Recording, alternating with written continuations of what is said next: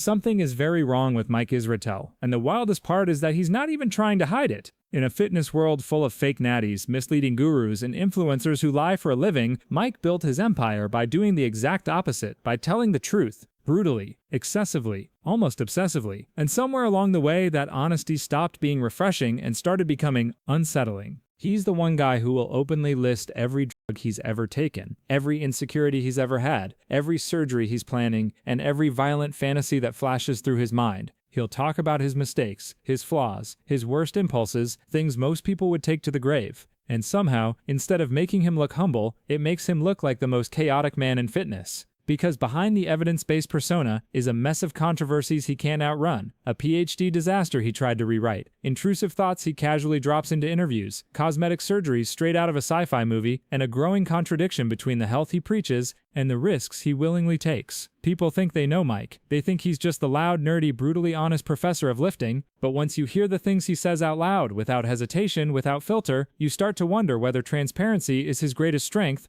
or the first sign that something deeper is unraveling. But this isn't even the beginning of how strange things get. From the very beginning, Mike separated himself from the rest of the fitness world by doing the one thing nobody else dared to do. He told the truth. While guys like The Rock dodge questions, fake natties hide behind PR teams, and influencers pretend their physiques come from chicken and broccoli, Mike walked in like a mad scientist demanding full disclosure. Steroids, he talked about them. Body image issues, he admitted to them. Mental health side effects, he laid them all out in detail so graphic most creators wouldn't even whisper it off camera. And at first, people loved it. In a space drowning in lies, his honesty felt like a breath of fresh air. Finally, someone who wasn't pretending to be superhuman. Finally, someone actually willing to admit what the industry hides. But over time, a strange shift happened. The transparency didn't feel humble anymore, it felt like a performance, like oversharing became a strategy, like every confession was designed to shock, to provoke, to pull the spotlight right back onto him. You can see the pattern if you look closely. Mike wasn't just being honest, he was building an identity around extreme vulnerability. He bragged about scoring off the charts on an IQ test. He talked openly about being 5'6" and how childhood bullying shaped his obsession with becoming enormous. He leaned into every insecurity as if exposing it made him untouchable. The more he revealed, the more people applauded and the deeper he went. It became less about truth and more about attention. Truth as entertainment, honesty as self-promotion. And hidden beneath the transparency was something else. Instability. A need to prove he was the smartest guy in the room, a fixation on being seen as exceptional, a constant reminder that deep down, he never really outgrew that insecure kid with small man syndrome. These weren't casual admissions, they were warning signs scattered across interviews, podcasts, and rants that he probably should have kept private. But the cracks didn't fully show until people looked closer at the one thing he was most proud of. For years, Mike wore the title Dr. Mike like a badge of honor. It wasn't just a degree to him, it was a cornerstone of his entire identity. The scientific authority, the evidence-based king, the hyper-intelligent professor of hypertrophy whose word carried more weight than any influencer's pump-filled Instagram post. And for a long time, people accepted it. Why wouldn't they? A PhD in sports physiology sounded like the perfect foundation for a man who preached science over hype. But then the internet did what it always does. It took a closer look. Once people started reading his dissertation, the mystique cracked almost instantly. What they found wasn't the masterpiece he implied it was. Instead, they uncovered contradictions in the data, numerical results that didn't make sense, methodological confusion, and an avalanche of grammatical and formatting errors that would make a freshman undergrad blush. It wasn't fraudulent, but it wasn't the work of a genius either. And that's where things went off the rails. Instead of saying, "Yeah, it's old, I was young, I've learned since," Mike panicked. He claimed the version uploaded by the university was the wrong one, just an early draft accidentally submitted years ago. According to him, the final version was flawless. Convenient, right? Except people noticed something much stranger. The thesis portal showed edits made in early October, 12 years after he finished his program.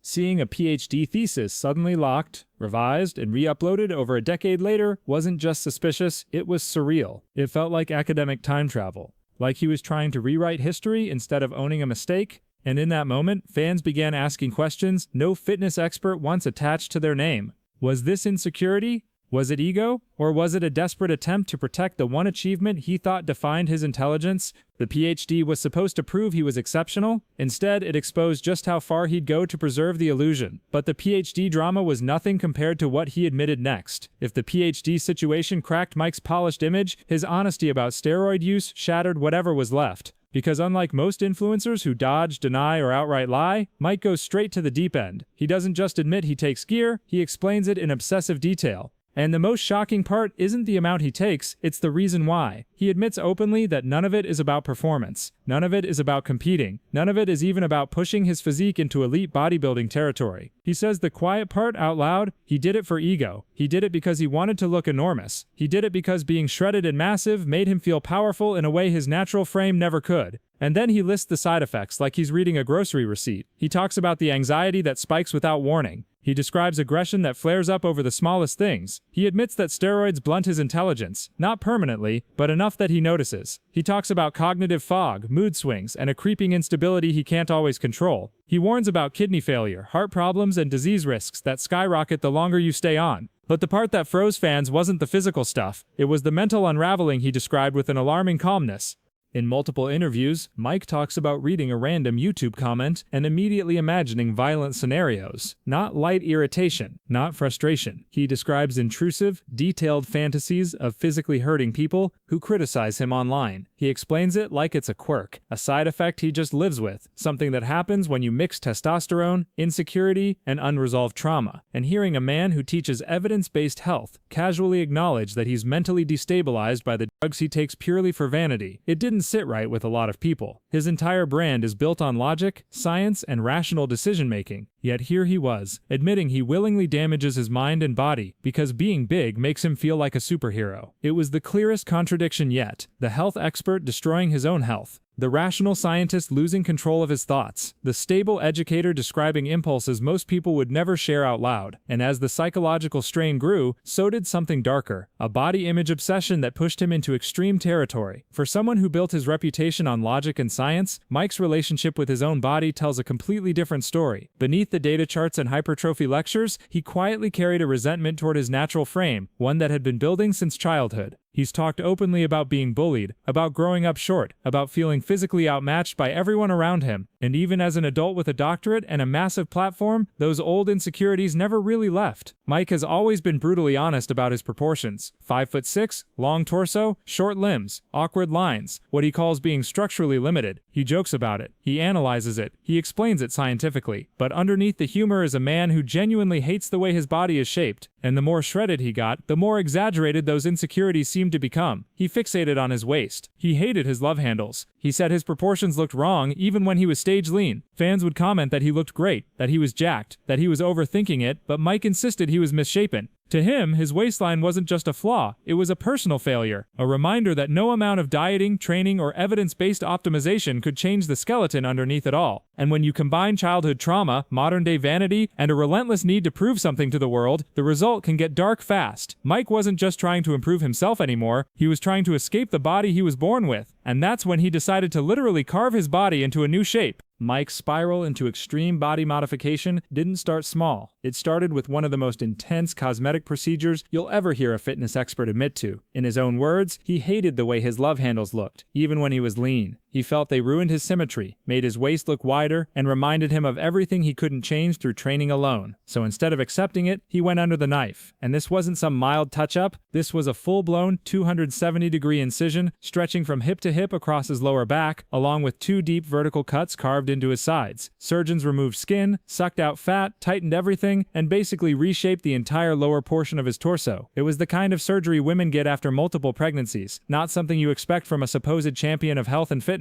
But the real shock came after the operation. Mike describes waking up drenched in blood, disoriented and confused. Instead of being kept in a medical facility for recovery, he was sent to a hotel room. And as he explains it, the bleeding didn't stop. He says he soaked through dressing after dressing, leaving behind a hotel bed that looked like something out of a crime documentary. He even admits he bled into the back seat of his Uber on the way there, like this was just another day in the life of a fitness scientist. Fans weren't disturbed because he got surgery. They were disturbed because of how he described it, casually, almost excitedly, as if turning your hotel room into a battlefield was normal. People started asking questions they'd never asked about him before. Is this healthy? Is this safe? Is this guy actually okay? And then came the photos. 4 days post-surgery, Mike proudly showed his followers what he looked like with the bandages off. The images were shockingly raw. Cut marks, swelling, bruising, stitches, everything. It was graphic, unsettling, and completely unnecessary. Most people would hide those photos forever. Mike used them as content, but that was only the beginning. Mike wanted to go even further. Just when fans thought Mike's cosmetic journey couldn't get any more extreme, he revealed the next chapter of his transformation, one that sounded less like a fitness upgrade and more like something ripped straight out of a Victorian-era beauty manual. Because according to Mike, having a small waist wasn't enough. He wanted a tiny waist, a waist so cinched and narrow that he literally described it as magical, and he wasn't speaking metaphorically. Mike explained calmly, confidently, almost academically, that he was seriously considering a set of procedures designed to pull, tighten, and permanently alter the foundation of his core. The first step, abdominal wall plication. That's when surgeons stitch the abdominal muscles closer together, artificially tightening the waist. It's a procedure usually done after childbirth, not after a deadlift session, but that didn't stop him. Then he mentioned the second step, installing a polymer corset inside his body. Yes, inside. This is a permanent internal sheath designed to hold the waist in a squeezed position, basically forcing his torso to maintain a shape it was never meant to have. It's a medical corset that you can't take off, a literal reshaping of the body's structure. And then came the part that made the entire fitness community stare at their screens in disbelief. Mike casually floated the idea of breaking his lower ribs and bending them inward to create an even narrower waistline, a procedure so extreme that even celebrities known for dramatic plastic surgery won't touch it. A procedure that has zero performance benefit, zero health value, and a list of risks long enough to give a cardiologist nightmares. And he wasn't pretending this was healthy, he wasn't pretending it was smart, he wasn't pretending it had any purpose beyond aesthetics. He admitted straight up that this was all about vanity, ego, and his own words, curiosity about how people would react. To him, this wasn't an emergency or a necessity, it was an experiment, a project, a new way to shock the audience and satisfy a personal fantasy of looking cool.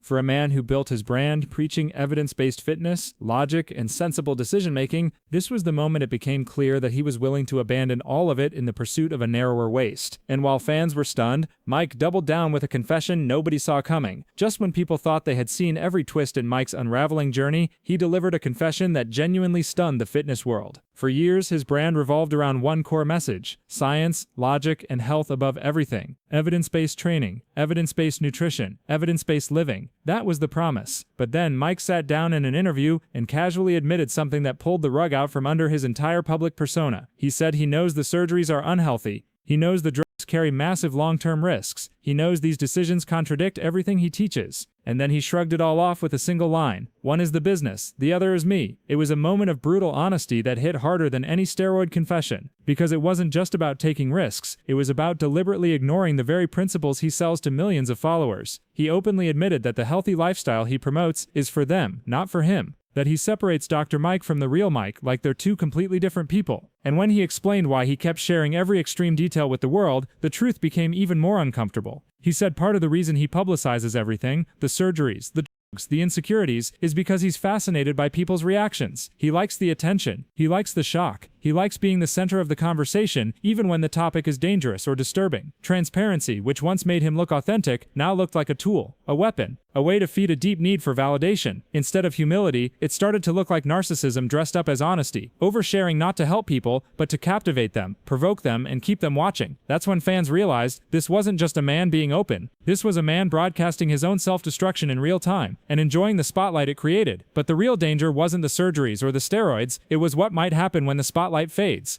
If there's one thing the internet has taught us, it's that influencers rarely fade away quietly. When the spotlight dims, they grasp for it. When the attention slows, they reach deeper, go harder, push further. We've watched this pattern repeat itself with Liver King, Wes Watson, and countless others who built empires on shock, intensity, or extreme behavior, only to unravel the moment the algorithm stopped rewarding them. And when people look at Mike, they're starting to see the same warning signs. His mental state, by his own admission, isn't steady. He's talked about intrusive fantasies triggered by something as small as a YouTube comment, visions of hurting people that flash through his mind before he pushes them away. He's confessed that steroids sharpen his aggression, amplify his anxiety, and sometimes dull his ability to think clearly. He's admitted his ego is tied to how he looks, how he's perceived, and how much attention he commands. Combine that with the cognitive changes he says gear can cause, and you have someone whose internal stability is already compromised. Then there's the transparency addiction. The need to share everything, even when it's disturbing, even when it's medically risky, even when fans beg him to stop. His entire brand runs on escalation, more honesty, more shock, more extremes. The surgeries keep getting bigger, the confessions keep getting darker, the personal stakes keep rising. It's a cycle that only works as long as people keep watching, and that's what scares people. What happens when the views slow down? What happens when the novelty wears off? What happens when being Dr. Mike stops being enough? Some fear he'll push into even more extreme surgeries. Others worry the psychological pressure might crack something inside him. Because when someone willingly becomes less healthy, less stable, and more volatile just to maintain relevance, it never ends well. The history of influencer burnout is long, messy, and full of people who thought they could handle the spotlight until the spotlight left. And right now, Mike is walking that razor's edge. So what does all this mean for the most transparent man in fitness? In the end, Mike stands as one of the most complicated figures the fitness world has ever produced, a walking contradiction wrapped in confidence, chaos, and a level of honesty that feels both admirable and alarming. He's a man who built his empire on science, yet carries insecurities that go far deeper than any research paper can explain. A man who tells the truth with brutal openness, yet uses that same truth as a spotlight, bending it toward whatever keeps him at the center of attention. He's a health expert who willingly does things that compromise his own well-being. A rational, analytical thinker who admits to intrusive visions and decisions driven by pure ego. Someone who claims transparency is a virtue, even as that transparency reveals a storm he may not fully understand himself. To his fans, he's either refreshing or reckless, brilliant or broken, brave or spiraling, and the more he talks, the harder it becomes to tell the difference, because the man who tells us everything has also shown us something he probably didn't intend to, just how close he might be to the edge. So the question now isn't whether Mike is honest, it's whether that honesty is a sign of strength or a sign that something inside him is quietly coming undone. Is Mike brave for showing everything, or is he spiraling in plain sight? Let me know what you think in the comments. If you made it this far, drop your thoughts below. And don't forget to like, subscribe, and hit the bell so you never miss a deep dive like this one.